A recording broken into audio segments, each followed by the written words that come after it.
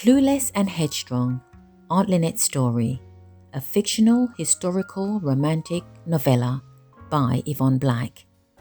The theme, What If? Some of us arrive at a stage where loneliness becomes our only companion rather than experiencing our happily ever after. We see our best friend happily married with 2.3 children, the big house, and the car we both visualized as teenagers, or friends who have loved and lost and are in love again, and we say, "What's wrong with me?" Next, we secretly connect with our thoughts, hoping that no one can read our mind, asking, "Am I experiencing a midlife crisis? I've had a couple of promising relationships destined for marriage, but it didn't happen."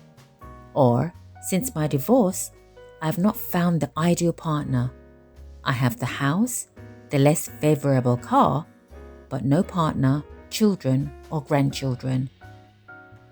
We then consciously go back to the mental picture where we remember the joy of having someone special in our lives. A relationship that could have a future if we weren't so young. Yes, our first experience of love, and the theme of this mental picture becomes what if. With the advancement of social media, it's easy to look back at the possibility to reconnect. At this point, we paint an imaginary picture of love and harmony, so fixed on recapturing yesterday, we don't see what we're creating. The Clueless and Headstrong syndrome. Clueless and Headstrong is a fictional historical romance, and Aunt Lynette Story is about a teenage girl who is adamant about fulfilling her dream of marrying her childhood crush. After painting her happily ever after picture, teenage Lynette, under parental control, was torn away from a loving mother, siblings, and her childhood crush Chan. In Chapter 7, The Departure, Lynette laments, telling her story. "Rosie and Chan were my worlds. A part of my physical and emotional body was being torn away. Only a fraction of me was leaving the island." Sometimes we don't recognize what keeps us in a state of longing and discontent, but in young Lynette's case, it was clear. Having to travel abroad to fulfill a family tradition, and if that wasn't enough, living with a relative that appeared cruel, uncaring, and dismissive. Lynette was stripped of every tangible thing from her past and what she held to remain strong. 3 initial vital points kept Lynette in a state of longing with a fixed mindset.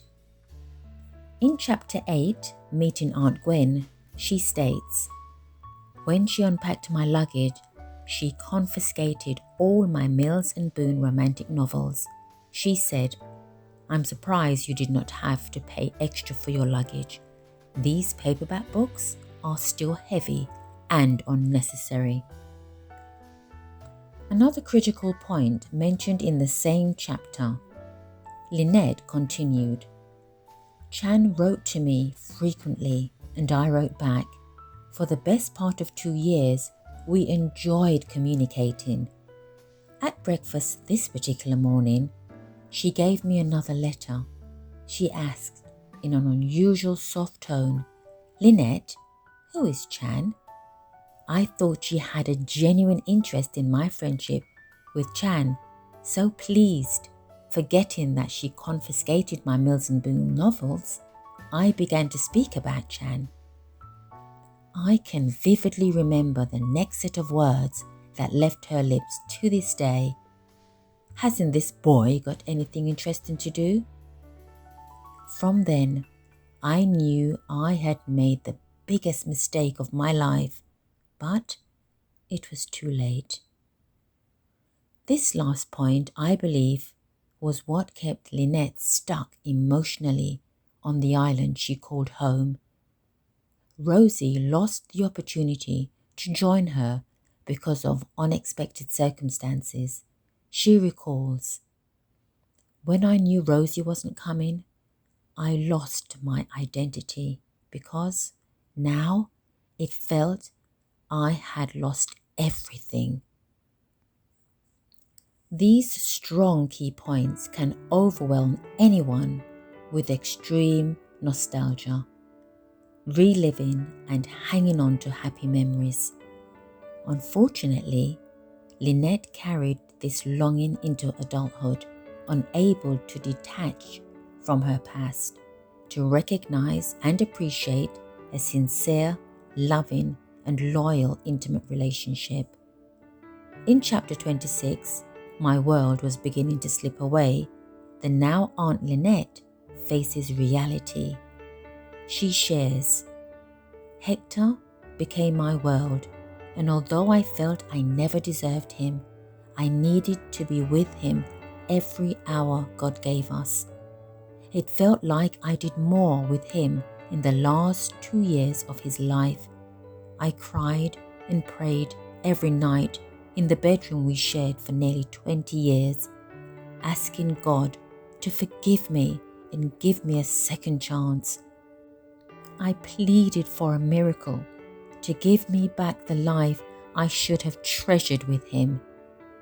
I was sincere in my prayers, but it wasn't to be.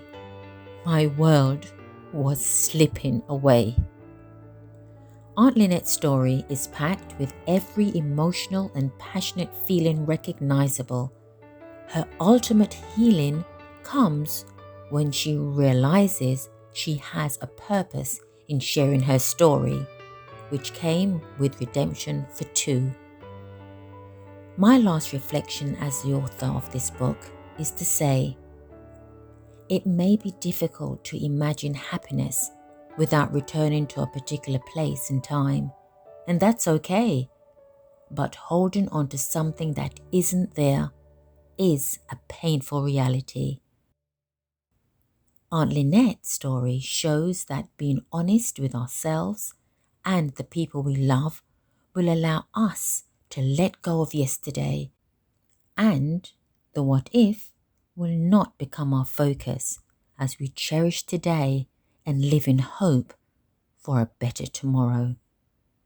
Thank you.